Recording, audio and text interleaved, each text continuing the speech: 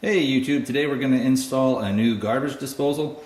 This is my old one. It kind of bit the dust last night, so I went down to Lowe's and got a new one, and of course I've already taken this one out. Basically, this little lock ring here, most of them are going to have this, almost all of them will. And on the underside of the sink, which I'll show you when I'm doing the install, you just basically twist this ring and that locks it and holds it into place under the sink. Normally when you get these from the hardware store, wherever you're going to get them from, you have to install a cord underneath, which is just making a couple of quick electrical connections, and then you will just plug it in and like I said, twist that thing on and you're pretty much good to go. So it should be a relatively easy install today, and I'll go out and show you guys the new garbage disposal that I got, and then we'll go ahead and install it. Should be pretty easy. This is the model that we bought. It is Evolution Space Saver, and I think the brand is Insinkerator, and it's made, looks like, by Emerson. It's got a 5/8 horsepower motor, so the motor is going to be a little bit bigger than our old one. I elected to get the Space Saver one just because I wanted to be able to still use the stuff under the sink as storage space. Also, supposedly, they're saying that it should be a lot quieter than the old one, so we shall see. Oh, and I got this at Lowe's. That's where I got this. Okay, what we've got here is the access plate that will let you get to the electrical connections. That's your reset button, and of course you got your power cord here. So you just unscrew that. This plate will just lift right off. And then you've got your electrical connections in here. Be careful around here. Sometimes these edges and the little screw holes can be a little sharp. But basically you'll just pry this up, and you'll have your electrical connections here, which connects your cord to the actual motor. Some will give you the wire ties, some won't. The new model that I bought, that I got at Lowe's, does not come with wire ties. I think I've got some out in the garage somewhere. So if you don't have those, you may want to pick up a couple of the small ones.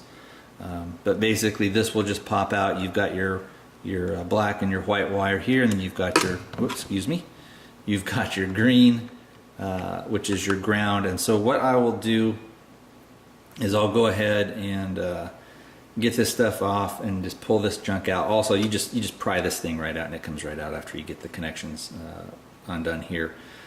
And some of these, depending on how the wire tie is, you may not be able to just undo them. You may need to cut them. Of course, on here it's not going to matter. This is just going back into the motor, but you do need to make sure that you get these off because this is the stuff that you're going to need to go into your new garbage disposal. So let me go ahead and I'll get right back with you. Alright, so on mine I ended up having to actually cut the wire connectors off.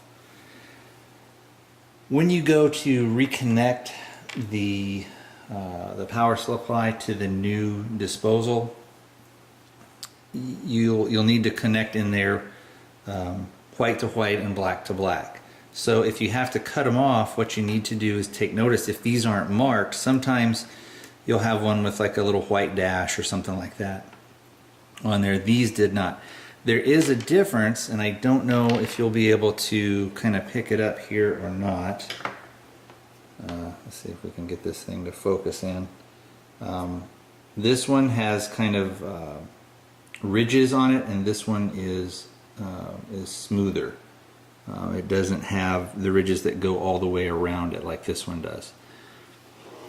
So you'll just need to kind of take note of what went what. So if you look at this, again, the black here does not have the ridges that go all the way around it, and the white does. It has the one where the ridges basically go all the way around.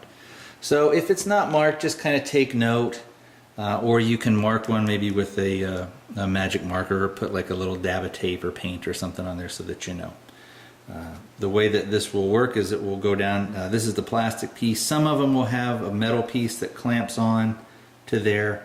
This one is just a plastic piece, and when you put it down into the hole, it scrunches together and holds and won't let the electrical cord come out. Not that there's that big of a danger from it or anything, but anyway, let me get the camera reset. And also what I'll have to do is I'll have to strip these and just expose the wire.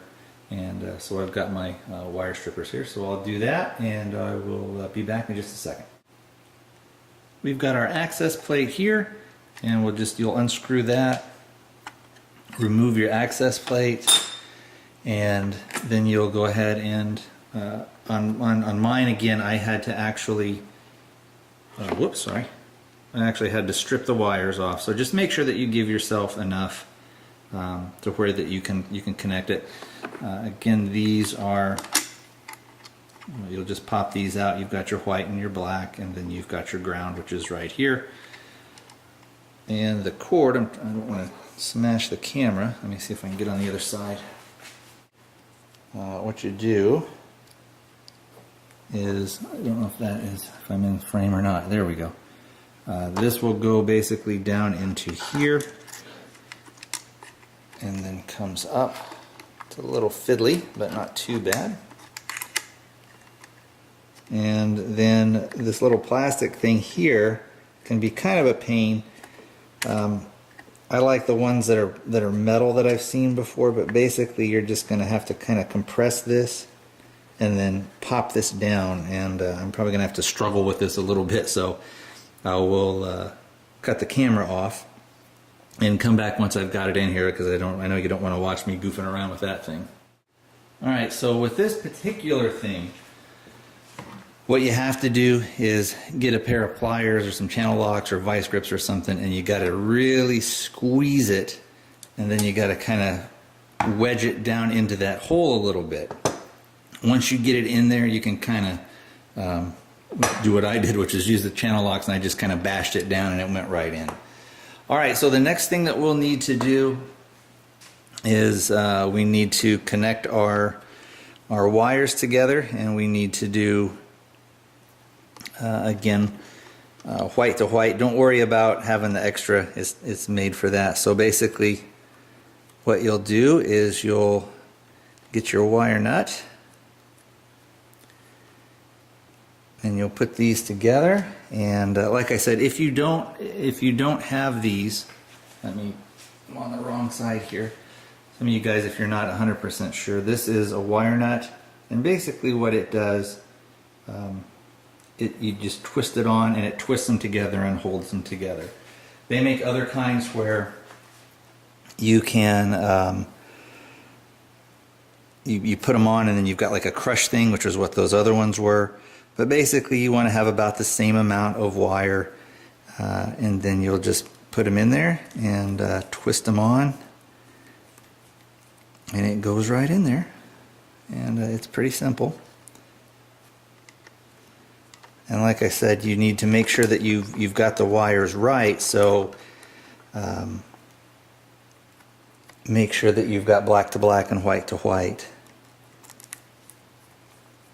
What's nice about these is if you do make a mistake, you can just unscrew them and kind of no harm, no foul. So what we'll do next is we'll unscrew our ground screw. It'll go through there, and then we'll push everything back in, and we'll button everything back up. And let me do this, and that way you don't have to watch me do that kind of jazz. What we've done here is we've got our black to black, white to white, and let me move this here a little bit. And we've got our ground screwed in. Basically, your stuff should all pretty much look like this. Then what you do is you just kind of push them down in there. There's plenty of room inside of here. There's also a little cardboard piece. You don't want to take that out. Then what you'll do is you'll just put the access plate back on.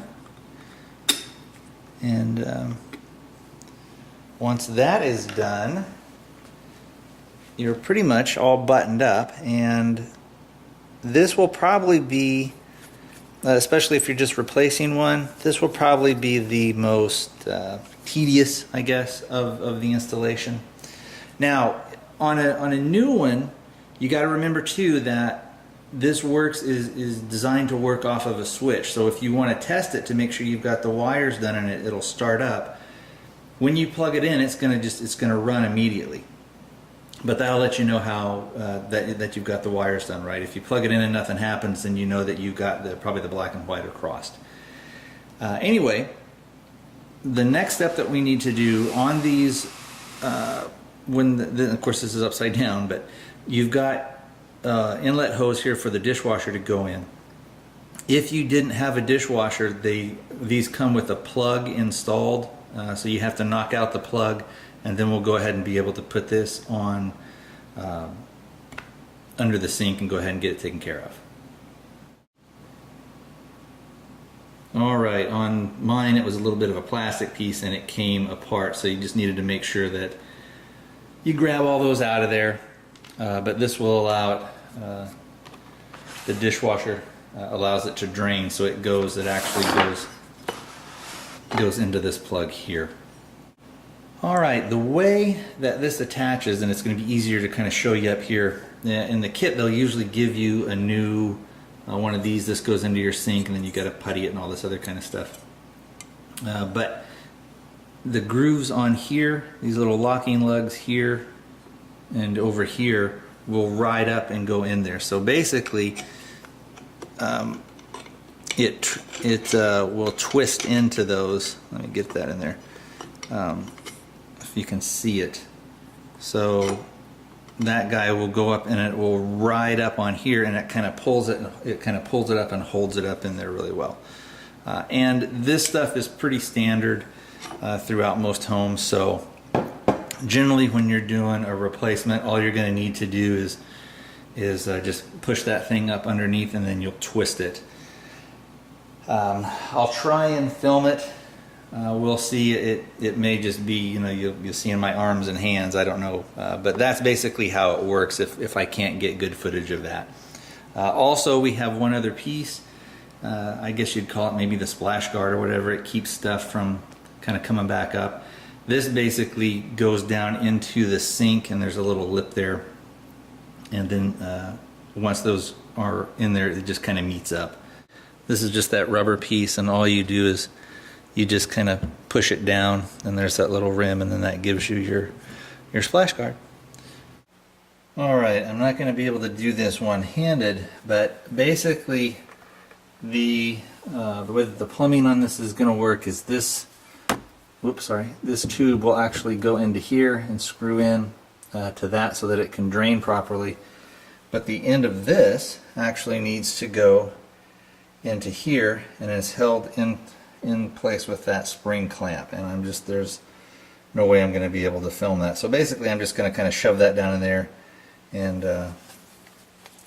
then you use the clamp and that'll clamp down and hold it tight.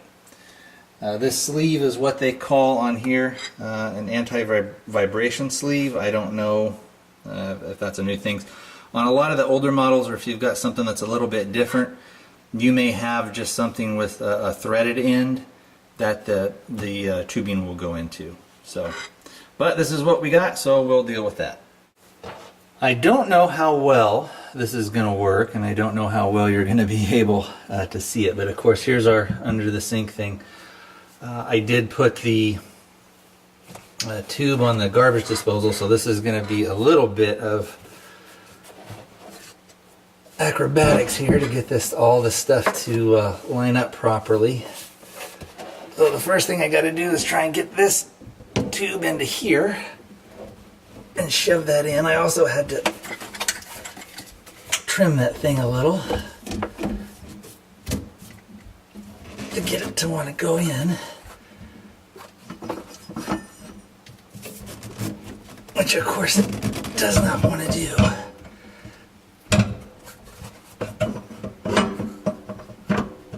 There we go. Now they give you a little tool here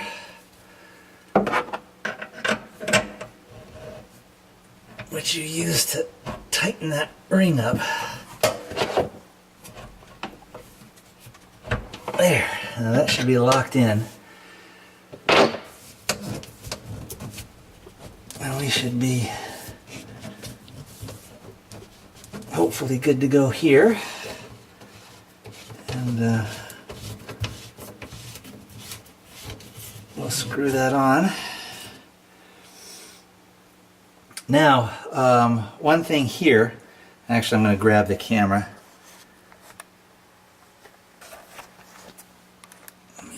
One thing here with this spring clamp, when you put it on, again, if you're using this model, just make sure that you orient this to where it's not in the back, to where you've got actually easy access to it if you need to do some maintenance on it later. Hopefully this is in good. I'll need to tighten this up with some channel locks, and then we'll run some water through it and make sure everything is going good and that we don't have any leaks. I'm going to place my paper towels down, and I will go ahead and run some water through the sink, and we'll check for any leaks. If we have any leaks, we'll have to go back in, maybe look if we've got maybe some of the connections aren't quite straight or anything like that, but I think it should all be good. Okay, one quick thing. Before I had mentioned about the spring clamp and how this is with that rubberized tube to help with the vibration is a little bit different. Normally what you'll have is a threaded fitting here, which uses, I guess for lack of a better term, a washer is probably not the right term, and this ring here. And the way that it works is this, there we go, this fits in here, and then that fits in over that with the tube, and that gives you a relatively good seal so you don't get any leaks. So let's go ahead and check, and what we'll do is we'll make sure that our drainage is good,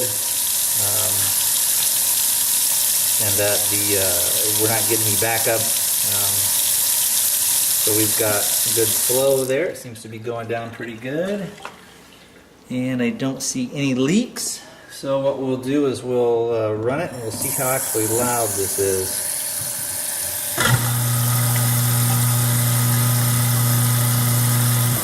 And it turns on and runs. So our installation is complete, and I think we're done.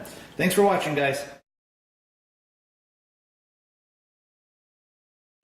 Whoopsie, yeah, some of you guys may have caught that. I actually forgot to hook up the drain for the dishwasher, which would be a big mess if we ran the dishwasher. So all I'll need to do, and again this is kind of be one-handed, so hopefully not too shaky, is we just pop that onto here, and then I'll clamp down, and we will be all set. And again, remember to always try and put these things in an area that's easy for you to reach and all that type of stuff.